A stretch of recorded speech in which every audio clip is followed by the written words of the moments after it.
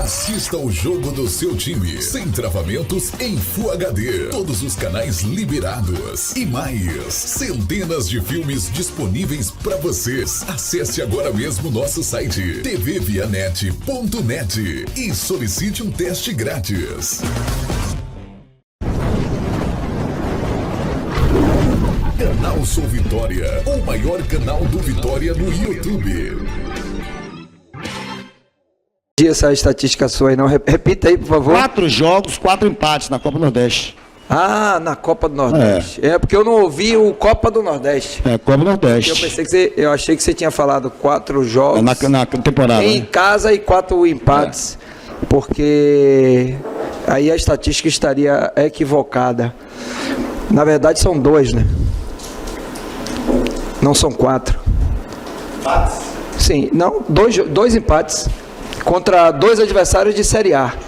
Porque os outros 2 jogos foram o Sub-23. Você está disputando eu não estava à frente, não. Eu não estava à frente, era um outro treinador e um outro time. Aliás, não tinha nenhum atleta que jogou hoje que participou dos 2 jogos. Então a estatística sua tem que ser desse grupo que jogou os últimos 2 jogos. E os últimos 2 jogos foram contra Bahia e Ceará. 2 equipes com investimento muito alto, que estão jogando a Série A do Campeonato Brasileiro e são grandes equipes. Inclusive, tem uma coincidência, na verdade, nos 2 adversários que nós jogamos. Os 2 deram continuidade com o treinador ao trabalho do ano passado, tanto o Anderson como o Lisca. Você vê essa equipe do Ceará que nós enfrentamos hoje, ela é a base do time que eu trabalhei em 2017. Então o Vitória não vai ganhar para time de Série A, né? Não, na sua visão? Ganha para a Série A, ganha para qualquer time. Inclusive pode até jogar contra o Barcelona e Real Madrid e ganhar. Mas essa estatística que você está dizendo aí está furada. Porque o time não fez 4 empates, o time fez 2 empates. Os outros 2 empates foram outra equipe. Não foi esse time, tá certo? É só isso que eu queria colocar. Porque a pergunta, na verdade, existe um equívoco na pergunta. 4 empates na Copa do Nordeste, só que foram 2 equipes diferentes. Então, esse grupo de atletas que jogou hoje tem 2 empates na competição contra 2 grandes equipes. Não é independente de Série A ou B. São equipes qualificadas que têm grandes investimentos. Que, claro, um deles, inclusive, na Fonte Nova, que não é a nossa casa, a gente empatou um jogo hoje contra o Ceará em casa. Em uma circunstância que eu acho que os senhores não devem levar em consideração, até porque os senhores não estavam lá. Só tinha meu amigo aqui, se eu não me engano, o Emílio, né? Lá em São Luís, porque uma boa parte dos senhores não estavam lá. Fizeram aqui e tal, a reportagem. O que é que interessa isso? Não, eu tô falando. Não, cara, peraí, eu tô explicando. Não, Anderson, eu tô explicando uma situação.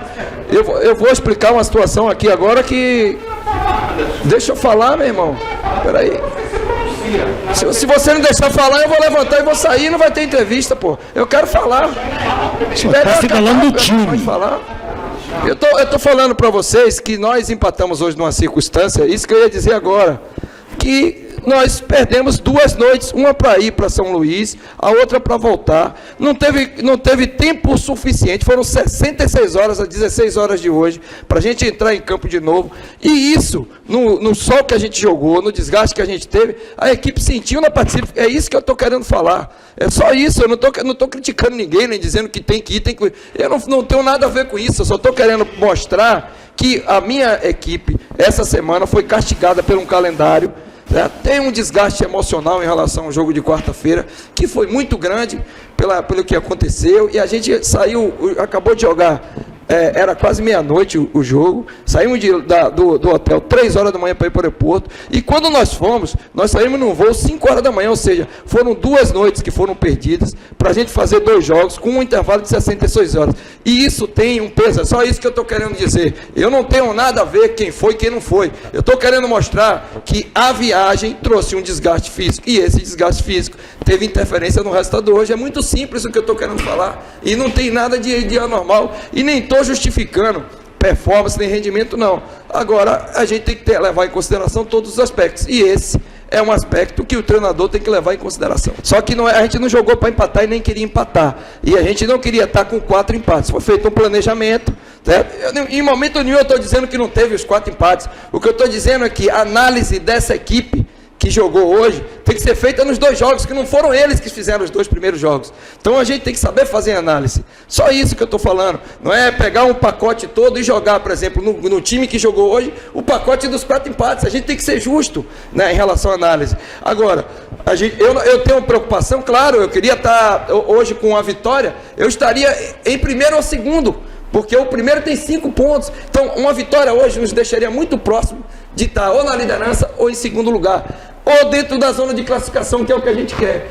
A gente ainda tem uma sequência de jogos a fazer, tem jogos em casa. Então, a gente tem que se preparar melhor para conseguir os resultados que a gente vai ter jogando aqui em casa. Só que existe uma sequência de jogos e as sequências vão determinar se a gente vai classificar, não. Falar agora que a gente não vai classificar é muito prematuro. Mas falar a você que o entorno, que é a torcida, a opinião de vocês não tem uma interferência na performance, em algumas questões emocionais, aí eu falar que isso está desassociado, e não está. O que a gente procurou fazer aqui, desde quando a gente chegou, foi concentrar e focar nesse jogo contra o Ceará, em cima de todas essas dificuldades que a gente passou durante essa semana, não só o desgaste emocional, mas principalmente o desgaste físico, e a gente teve problemas que em relação à lesão de jogadores. Por exemplo, eu tinha um planejamento de colocar o Eric no jogo de hoje, desde o início, mas o Eric passou a semana toda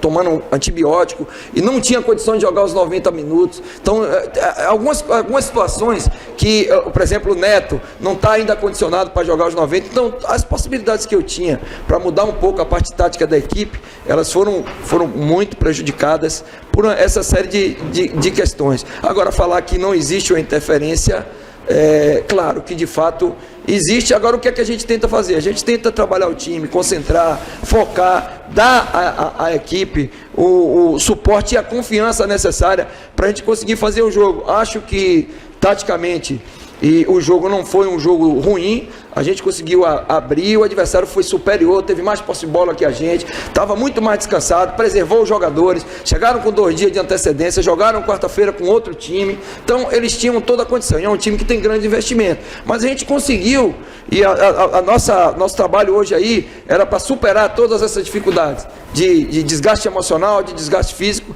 e tentar vencer o jogo.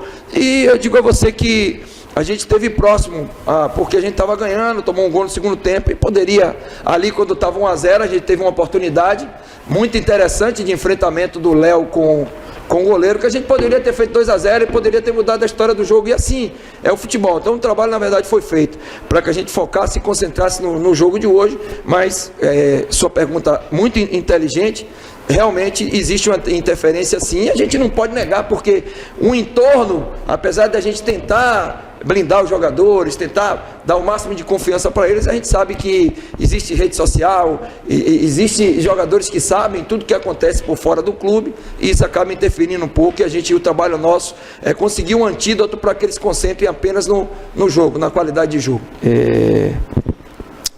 O que está acontecendo, de fato, é que nós chegamos agora, a partir de janeiro, e um bom número de atletas, né? E a gente está pagando uma conta que não é nossa, né?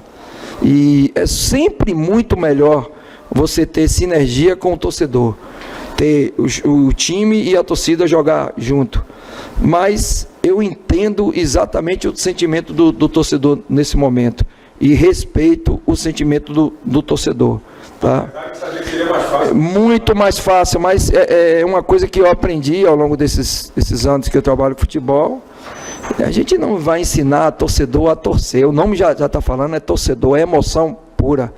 Então a gente tem que aceitar, respeitar, desde que sejam ações que não ultrapassem, por exemplo, a questão de agressão física, desrespeito moral. O torcedor tem todo o direito, e a arquibancada é o local mais democrático para isso. Agora, de fato, não é uma situação interessante. A situação interessante é a torcida incentivar a jogar junto com o time. Mas eu entendo perfeitamente e respeito o comportamento do torcedor, porque como eu falei anteriormente, o ano passado as coisas não aconteceram, foram vários objetivos que foram colocados e não conseguiu esses objetivos a partir do início do ano até o final, e a torcida vem saturada por isso tudo. Então eu entendo um pouquinho o comportamento do torcedor, mas de fato, se a gente tivesse o torcedor próximo, com certeza seria muito mais fácil sair desse momento assim difícil, de construção, onde a gente está começando um trabalho, enfrentando equipes que já vêm formadas e a gente tentando formar, com esse calendário louco que os caras botam a gente para jogar em São Luís na quarta e botam um jogo sábado aqui. Poderia ter colocado no domingo, por exemplo, o Bahia, nosso rival, vai jogar amanhã. Veio no mesmo avião que nós, então isso é questão de coerência. Aí vai falar que o treinador reclama. Não é que o treinador reclama, é que se cobra a qualidade de jogo, se cobra a performance e esquece do principal, que é preservar a condição mínima do atleta para ele poder entrar em campo e jogar. Aí é tudo muito, muito difícil, porque se você chega aqui e coloca outros jogadores para jogar, você é criticado por isso. Aí você coloca os jogadores que jogaram na quarta, os jogadores não conseguem sustentar o jogo por causa da questão física. Então a gente fica nesse dilema. E é o tempo todo o treinador sendo criticado, os jogadores sendo criticados, e eu não vejo ninguém falar do calendário. Como é que os caras fazem um negócio desse? Isso é uma coisa absurda. Se o time jogou quarta em São Luís, ele não pode jogar sábado 16 horas aqui. No mínimo ele tem que jogar no domingo. Então são pequenos detalhes que parecem que não tem diferença nenhuma, mas no trabalho do treinador isso é fundamental.